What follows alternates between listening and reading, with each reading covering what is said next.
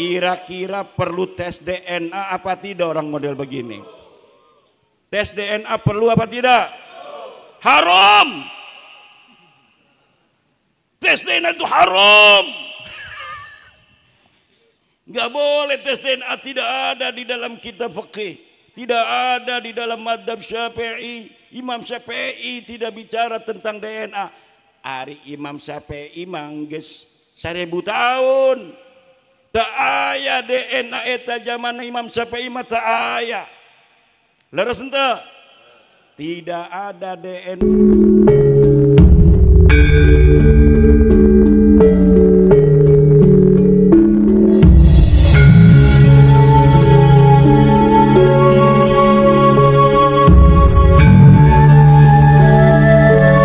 Tidak ada keunggulan bagi orang Arab terhadap orang ajam, apalagi hanya orang-orang yang mengaku Arab tapi tes DNA-nya bukan tes DNA Arab.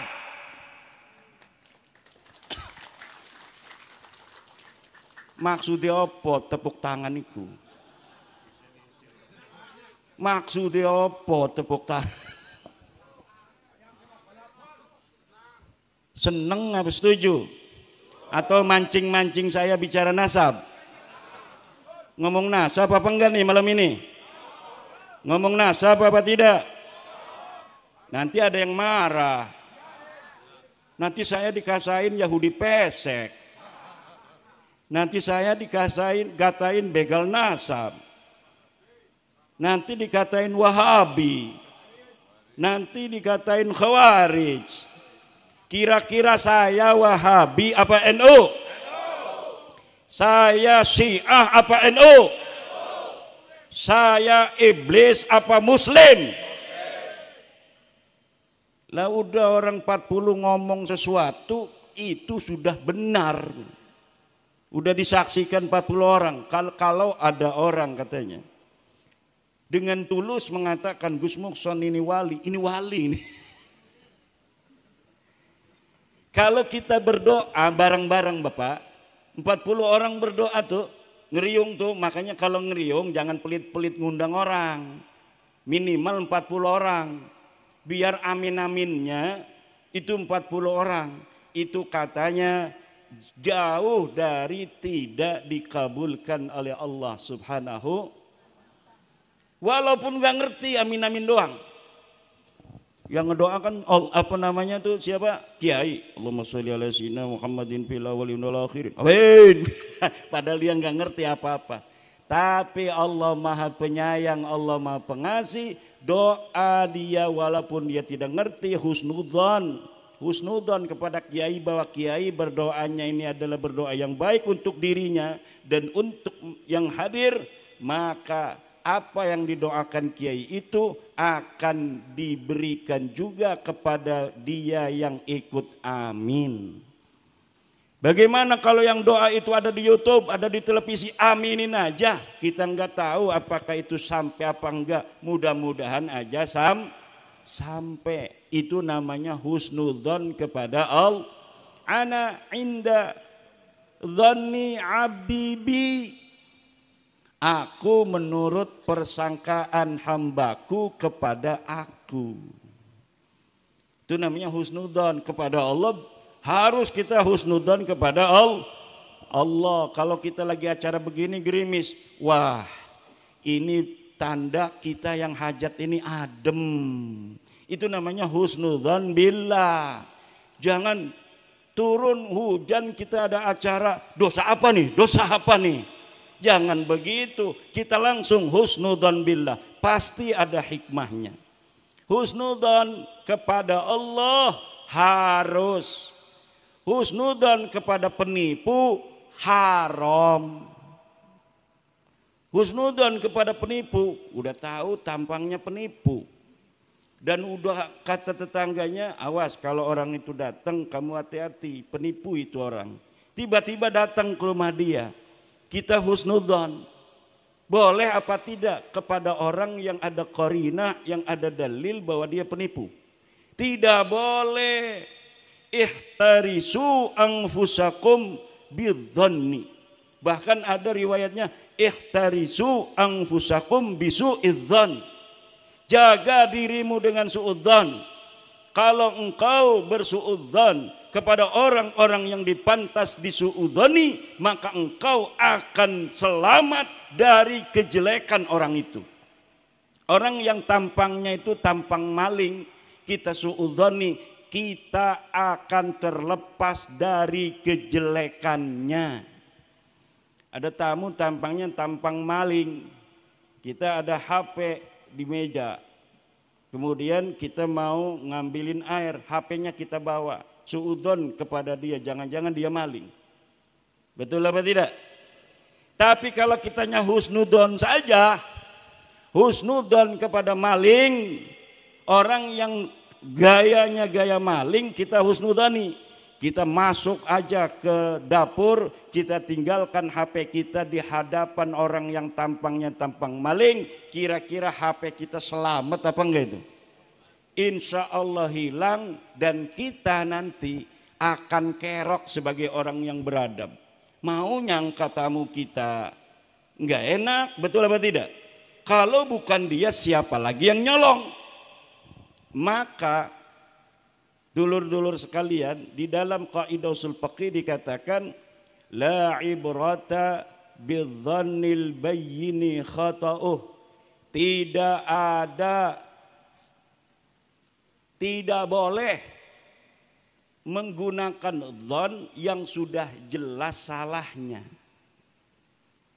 Kita husnudzon kepada orang yang tidak kita kenal, tampangnya pakai sorban, pakai jubah kayak saya begini. Kemudian assalamualaikum, ngomongnya juga lembut. Bapak ada di rumah. Kira-kira orang begitu amarahnya, alamatnya orang baik apa orang jahat? Orang baik. Kalau amarahnya, amarah itu alamat, dia adalah orang baik, kita boleh husnudzon. Mangga nanti bapak saya ada, panggilin bapak kita, husnudzon kita. Ada HP, ada ini juga, nggak bakal pakai jubah begitu mau nyolong. Itu masih mending begitu. Tapi kalau tampangnya udah urakan, akhlaknya tidak menunjukkan orang yang saleh, gebrak-gebrak pintu, assalamualaikum, assalamualaikum, bapak ada, kita belum pernah kenal, dia belum pernah datang, maka layak orang itu untuk disuudzoni. Kalau misalnya ada orang saleh zaman dulu datang ke kiai, contohnya Mbah Hasyim Asy'ari, ngaku cucu Nabi. Mbah Hasyim Asy'ari melihat akhlaknya baik, orangnya saleh, megangnya tasbih, subhanallah, subhanallah, masya Allah, akhlaknya tandak tunduk pada Mbah Hasyim. Dia mengaku cucu Nabi, kemudian kata Mbah Hasyim, kayaknya bener ini, akhlaknya aja begitu. Ditawarin minum, ana shaim, saya sedang berpuasa. Kemudian diamplopin misalnya Mbah Hasyim, nolak dia, malah dia ngambil emas 10 gram. Nih buat Mbah Hasyim, masya Allah. Orang akhlaknya begitu, kira-kira ngaku cucu Nabi, kita percaya enggak? Percaya. Walaupun kita tidak tanya-tanya kepada dia nasabnya mana, susunan silsilahnya mana, akhlaknya baik. Tapi kalau ada orang yang suka mencaci maki, gayanya tidak menunjukkan gaya tawadhu, kayak preman pasar, ngaku cucu Nabi, ngaku ada darahnya Nabi yang mengalir dalam tubuhnya, kira-kira kita terima apa tidak itu pengakuannya? Kira-kira perlu diverifikasi apa tidak? Kira-kira perlu tes DNA apa tidak orang model begini? Tes DNA perlu apa tidak? Haram. Tes DNA itu haram. Gak boleh tes DNA, tidak ada di dalam kitab fikih. Tidak ada di dalam madhab Syafi'i. Imam Syafi'i tidak bicara tentang DNA. Ari Imam Syafi'i mangges 1000 tahun. Tak aya DNA eta zaman Imam Syafi'i mah tak aya. Leres ente? Tidak ada DNA di masa lalu. DNA itu bukan tugasnya Imam Syafi'i, DNA itu tugasnya LBM PBNU, tugasnya Komisi Fatwa Majelis Ulama Indonesia yang ada sekarang. Jangan bawa-bawa yang sudah wafat. Tugas-tugas guru kita sudah selesai pada masanya. Hari ini adalah tugas ulama-ulama yang ada pada masa ini. Kalau ada nawazil, kalau ada hadisah yang timbul hari ini, jangan bawa-bawa ulama masa lalu yang hadisah itu tidak ada pada masa lalu. Untuk mencari hukum kripto, jangan cari di dalam kitab Nihayatuz Zennya Syekh Nawawi Tanara Al-Bantani, karena pada masa Syekh Nawawi Tanara belum ada kripto. Tapi tanya kepada Komisi Fatwa MUI, tanya pada LBM PBNU, LBM PWNU, LBM PCNU, tugas mereka untuk menjawab kripto halal apa haram. Kalau ada nawazil pada hari ini ditemukan bukti bahwa klan Ba'alwi bukan cucu Nabi, ditemukannya saat ini, jangan tanya Mbah Hashim Asy'ari yang sudah tiada. Jangan tanya kepada Mbah Khalil Bangkalan yang sudah tiada. Jangan tanya Mbah Maimun Zubair yang sudah tiada. Tapi tanya ulama-ulama sekarang yang faham akan dalil-dalilnya, apakah Ba'alwi ini nyambung apa tidak sebagai keturunan Nabi. Betul apa tidak? Bagaimana kalau yang ditanya saya? Kalau saya yang ditanya, saya terangkan sesuai apa yang saya baca di dalam kitab-kitab nasab yang ada pada masa di mana Ubaid ini diperkirakan hidup, yaitu di abad keempat. Dia punya anak namanya Alwi di abad kelima. Kita tanya kepada kitab-kitab yang ada di abad kelima, apakah dia ditulis sebagai cucu Nabi ataukah tidak? Alwi katanya punya anak namanya Muhammad. Kita tanyakan kepada kitab-kitab yang ada di zamannya Muhammad ini, apakah dia sebagai cucu Nabi ataukah tidak? Dan saya sudah membaca kitabnya ada, kitabnya sudah ditulis. Kitab nasab Yaman itu banyak yang nerangin Ahmad bin Isa. Ahmad bin Isa punya anaknya berapa, dia adanya di mana, kemudian siapa-siapa nama anaknya itu. Anaknya 3, namanya Muhammad, Ali dan Husain. Klan Ba'alwi mengatakan leluhurnya namanya Alwi bin Ubaid bin Ahmad bin Isa. Ahmad bin Isa saya verifikasi, telah ada dicatat di dalam kitab Tahdhibul Ansab. Benar dia cucu Nabi, Ahmad bin Isa ini. Jadi Sayyid Ahmad bin Isa betul-betul cucu Nabi. Diverifikasi banyak kitab yang ada pada masanya atau masa yang paling dekat dengan Ahmad bin Isa. Ada Tahdhibul Ansab, ada kitab Al-Majdi, ada kitab Muntaqilatut Talibiyah, ada kitab Asy-Syajarah Al-Mubarakah, ada kitab Al-Fakhri, ada kitab Al-Asili, ada kitab Umdatut Talib, ada kitab An-Nafah Al-Ambariyah, ada kitab Tuhfatut Talib. Semuanya mencatat Ahmad bin Isa adalah keturunan baginda Nabi besar Muhammad sallallahu alaihi wasallam. Lalu ada orang di abad 9 mengaku sebagai keturunan Ahmad bin Isa yang ada di abad keempat. Kemudian menyusun silsilah nama-nama. Binanu, Binanu, Binanu, Binanu, bin Alwi, bin Ubaid, bin Ahmad, bin Isa. Saya lihat di kitabnya, di kitab yang dikarang pada masanya masing-masing.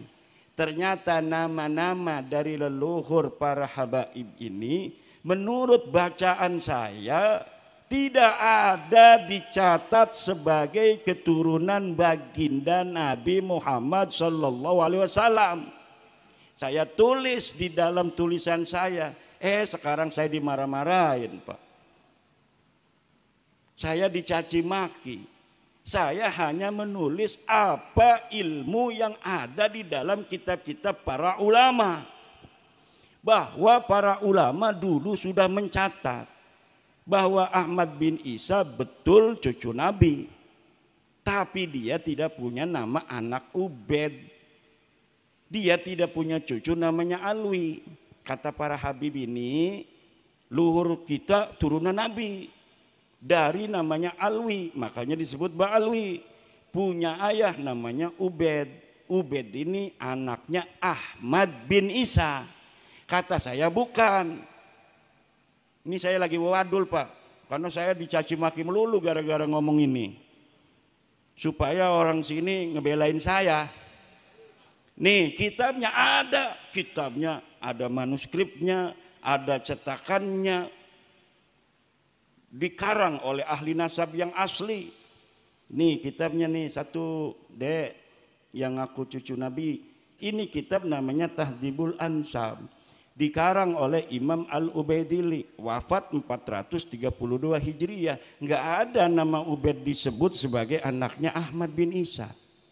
Ini kitab abad kelima, namanya kitab Al-Majdi, kalangan Imam Al-Umari. Tidak ada Ubaid dicatat sebagai anaknya Ahmad bin Isa.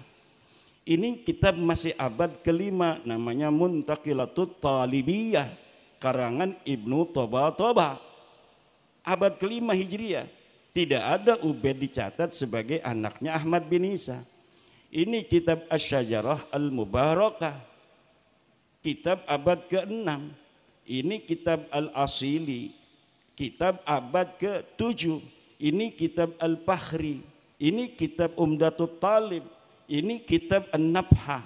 Ini kitab Tuhfatut Talib. Di Tuhfatut Talib inilah abad ke-10, 600 tahun setelahnya ditulis oleh ahli nasab. Tetapi keluarga mereka sudah menulis dulu mengakunya di abad 9. Jadi 550 tahun setelah wafatnya yang diaku, baru ada pengakuan dari sekelompok orang bahwa dia keturunan Nabi melalui Ahmad bin Isa. Jadi tidak ada sebelumnya yang nyatet sendiri. Enggak terima, Pak. Tidak terima kepada saya. Kemarin saya di Tuban mau ceramah enggak boleh datang. Minta bantuan polisi dia untuk mencegah saya datang. Saya tetap datang aja, bismillahirrahmanirrahim. Alhamdulillah enggak ada apa-apa. Dan ini terverifikasi apa yang saya teliti, yang sudah mempunyai kesimpulan. Kalau saya kesimpulannya itu sudah hakul yakin 100% bahwa para habaib yang ada di Indonesia ini, dari marga Al-Attas, As-Segab, bin Syihab, bin Yahya dan sebagainya, itu yang disebut Habib, bukan keturunan baginda Nabi besar Muhammad sallallahu alaihi wasallam. Dan itu tidak merendahkan mereka. Kenapa tidak merendahkan mereka? Karena manusia mulia bukan karena nasabnya. Betul apa tidak? Biasa-biasa saja itu sebenarnya. Misalnya begini, ada orang yang sejak kecil dia diingu oleh orang lain. Dia tidak tahu kalau dia anak angkat. Betul apa tidak? Dia anak seorang kiai, tapi wayuan. Wayu ning Banyumas. Barang anu lahir lah kejodoh. Pegatan. Kerunya Gus Mukson ki. Lah takingunang kita beh dia. Diarani bintine abine bin Muhsonuddin. Sampai gede deke werwe bin Muhson. Barang arep kawin anak wadon ki jere Gus Mungsun kawinaken nang kita bakal resah. Lamun diomong bukan sedih. Sedih orang kira-kira ya sedih, tapi kan itu hak. Tidak merendahkan dia. Tapi kita untuk menyelamatkan dia. Kalau kita yang menikahkan tidak sah wong kita ayah angkatnya. Betul apa tidak? Kalau kita berikan mungkin akan puyeng sedikit, sedih dia meneteskan air mata. Ternyata ayahnya Gus Mungsun yang selama ini dianggap sebagai ayah aslinya, yang ganteng ini, ternyata setelah 20 tahun terbukti bukan ayahnya. Tentu ada sedih, tetapi itu menyelamatkan anak dan keturunannya ila yaumil qiyamah. Coba kalau Gus Mungsunnya tidak katakan kepada anaknya ini bahwa dia adalah bukan anaknya, kemudian Gus Mungsun berani saja menikahkan anak angkatnya ini yang perempuan, nikahnya tidak sah. Tentunya karena nikahnya tidak sah kurang barokah. Walaupun dianya tidak tahu kalau nikahnya tidak sah perempuannya ini. Tapi lama-lama akan banyak masalah. Karena nanti pasti sesuatu yang ditutupi akan terbongkar. Kamu sudah punya anak menikah, dulu yang nikahin Gus Mungsun ya. Gus Mungsun itu bukan bapak kamu. Tentunya akan ada masalah yang lebih banyak di masa depan. Hari ini kita katakan, Bib, ente bukan cucu Nabi. Supaya apa? Supaya tidak ada kesalahan lagi. Yang lama-lama itu tidak berdosa. Yang lalu-lalu mereka mengakui diri mereka sendiri sebagai turun Nabi itu tidak berdosa. Kenapa mereka tidak tahu? Sekarang dikasih tahu oleh ahli ilmu. Ahli ilmu itu orang yang sudah membaca keterangan. Sudah tahu, ngasih tahu. Ente bukan cucu Nabi. Ya harusnya terima kasih, ngamplopin harusnya. Ini malah saya marah-marah, katanya saya Yahudi pesek. Katanya saya Dajjal. Kata saya iblis. Yang mau ngasih tahu buat selamat ente semua kok. Malah saya dimarah-marahin, dicegat di mana-mana. Katanya pemecah belah umat. Umat yang mana? Kita ngasih tahu kok. Kecuali sayanya fitnah, tidak ada data. Ini datanya ada, tinggal dibaca. Gak mau baca. Pokoknya yakini aja saya sebagai cucu Nabi. Nggak bisa. La yajuzu lil alimi kitmanu ilmihi fi hadzal bab. Tidak boleh bagi orang yang sudah tahu seseorang itu bukan anak dari ayahnya, dia biarkan tidak tahu, Pak. Tidak boleh. Haram hukumnya kita membiarkan seseorang yang bukan anak seseorang kemudian dinisbatkan kepada yang bukan ayahnya. Boleh itu kalau kepada kakeknya. Kayak Nabi Muhammad itu kadang-kadang disebut Muhammad bin Abdul Muttalib. Ana Muhammad la kadhib, ana ibnu Abdul Muttalib. Ana Muhammad la kadhib, ana ibnu Abdul Muttalib. Ana ibnu Abdul Muttalib. Kalau ke kakeknya boleh, kalau ke buyutnya boleh, kalau ke jangganya boleh. Makanya ada bin Adam aja kan, karena Nabi Adam itu kakeknya. Imaduddin bin Adam boleh. Kenapa? Nabi Adam itu kakek saya. Gus Mungsun Nabi Adam kakeknya bukan. Jangan-jangan bukan dari Nabi Adam ini. Nah, ke kakek kita boleh.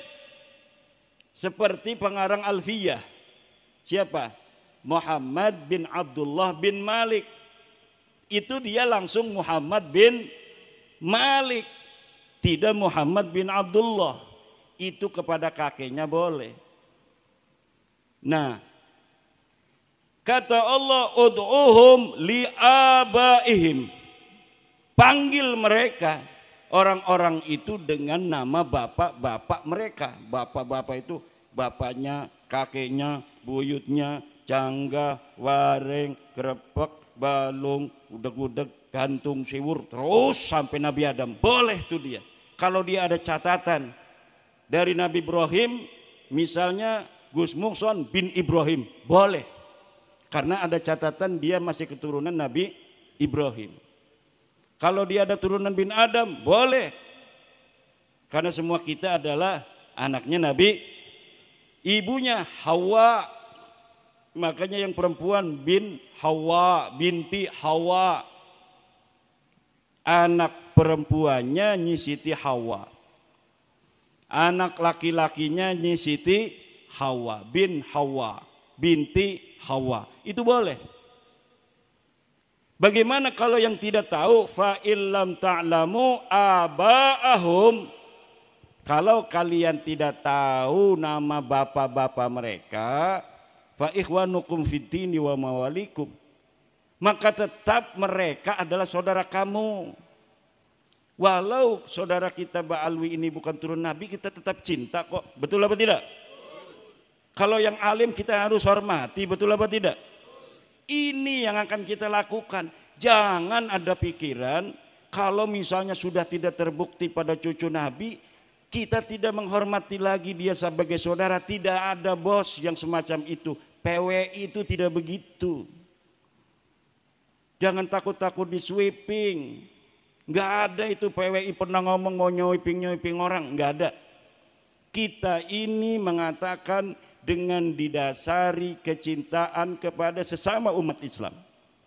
Kita membuka ini dengan didasari kecintaan sesama anak bangsa Indonesia. Tidak ada kebencian secara dzati kepada siapapun. Apalagi tentu di antara kita ada yang sudah muasyarah, betul apa tidak? Ada yang bergaul sebagai teman, ada yang teman kantor, betul apa tidak? Ada yang teman sekolah. Masa gara-gara dia bukan cucu Nabi kemudian kita tidak mau berteman dengan dia lagi? Tidak ada begitu. Kita hanya kasih tahu bahwa Anda bukan cucu Nabi, jangan ngaku-ngaku lagi, itu doang, beres. Ayo mari kita yang tadinya biasa ngopi, ngopi lagi. Yang biasanya kita kerja bareng lagi, kalau bisa live dengan Gusmar. Wah, yang lalu biar berlalu, sekarang kita tatap masa depan, kita bangun Indonesia bersama-sama.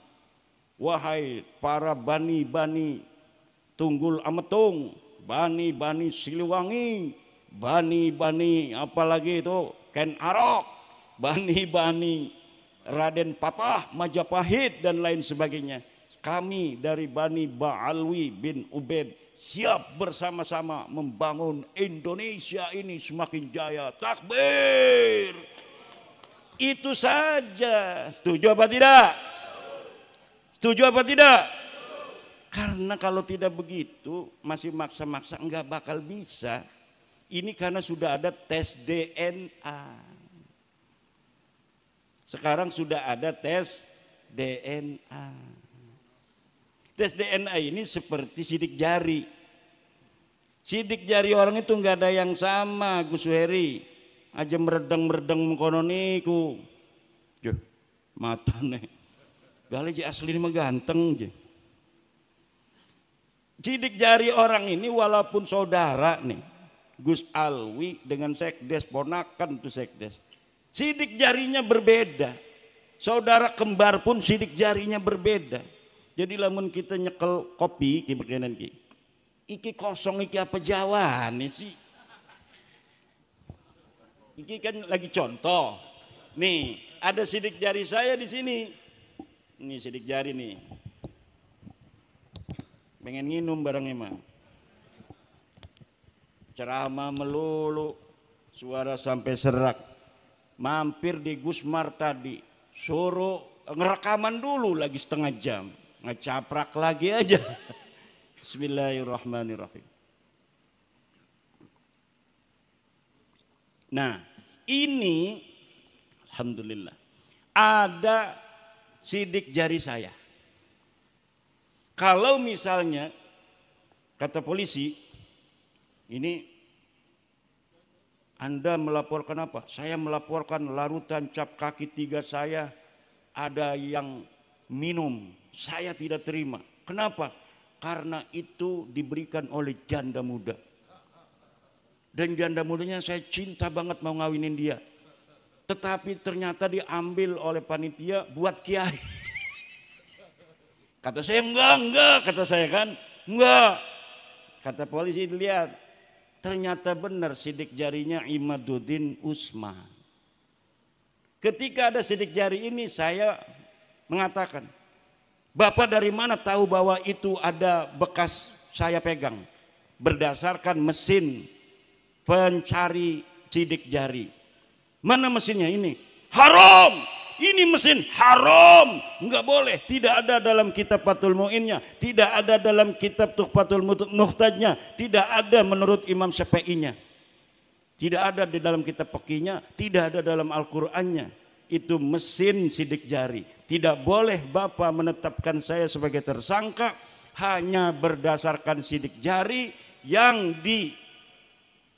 diujinya dengan mesin. Sedangkan mesin ini, mesin sidik jari tidak ada di zaman Rasulullah-nya. Tidak bisa. Enggak bisa walaupun saya berdalil-dalil begitu, tetap saya ditangkap Pak. Betul apa tidak?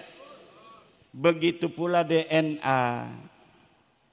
DNA ini walaupun dikatakan haram dan lain sebagainya, maka tetap kalau misalnya sudah digunakan oleh dokter, mau dia ngomong haram, mau dia nggak mau, tetap kesimpulannya ya begitu saja. Understand? Maka hadirin ma'asyiral muslimin rahimakumullah, inilah yang harus kita jaga. Apa yang harus kita jaga? Nasab mulia Rasulullah. Jangan sampai masuk di dalamnya ad'iyah wad dukhala, para pengaku-pengaku dan para penyusup-penyusup. Ini bagian daripada kita berbakti kepada Nabi besar Muhammad sallallahu alaihi wasallam. Bagaimana nanti kita berjumpa dengan baginda Nabi Muhammad sallallahu alaihi wasallam jika hanya untuk mengatakan bukan keturunan Nabi, sebagai bukan keturunan Nabi saja kita tidak berani. Padahal sudah nyata dari segala penjuru semuanya adalah benar. Inilah bapak-bapak dan ibu-ibu hadirin ma'asyiral muslimin rahimakumullah. Termasuk ini Eyang Anggadipa. Betul. Kertadipa. Eyang Kertadipa ini harus dirawat. Yai Rafi'i harus dirawat. Apanya yang harus dirawat? Sejarahnya harus ditulis. Dan tidak boleh nanti ada orang-orang yang kemudian mengklaim Eyang Kertadipa ini misalnya bernasab kepada Anu bin Anu bin Anu, padahal keluarga tidak mengetahui susunan silsilah itu. Jangan-jangan silsilah itu adalah silsilah palsu untuk membelokkan sejarah di masa depan.